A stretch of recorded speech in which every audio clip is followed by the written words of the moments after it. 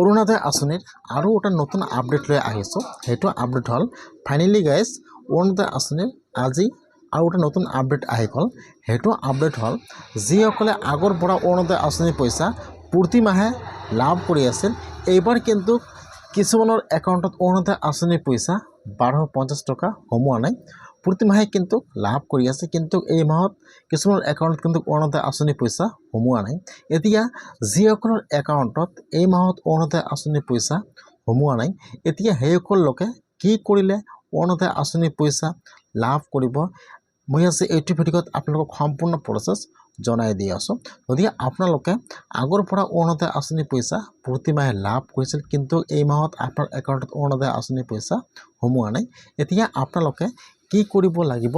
যদি আপোনাৰ একাউণ্টত এই মাহত অৰুণোদয় আঁচনিৰ পইচা সোমোৱা নাই, তেনেহ'লে আপোনালোকে ভিডিঅ'টো সম্পূৰ্ণকৈ চাই ল'ব, স্কিপ নকৰাকৈ।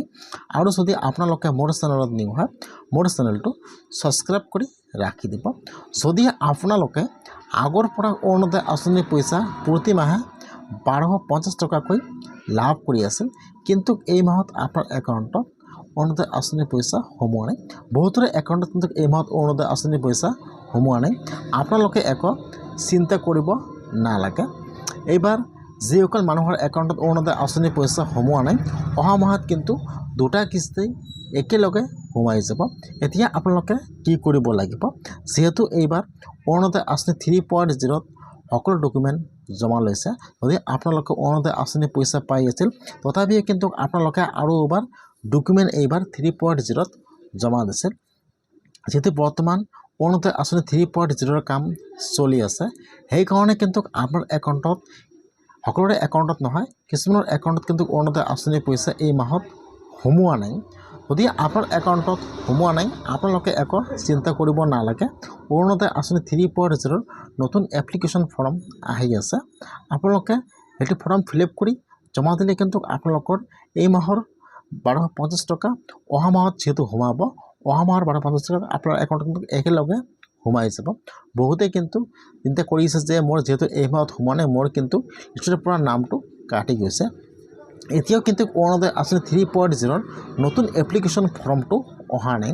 যিসকলে আগৰ পৰা অৰুণোদয় আঁচনিৰ পইচা পাই আছে, সেইসকলৰ কিন্তু লিষ্টৰ পৰা নাম কৰ্তন কৰা নহ'ব।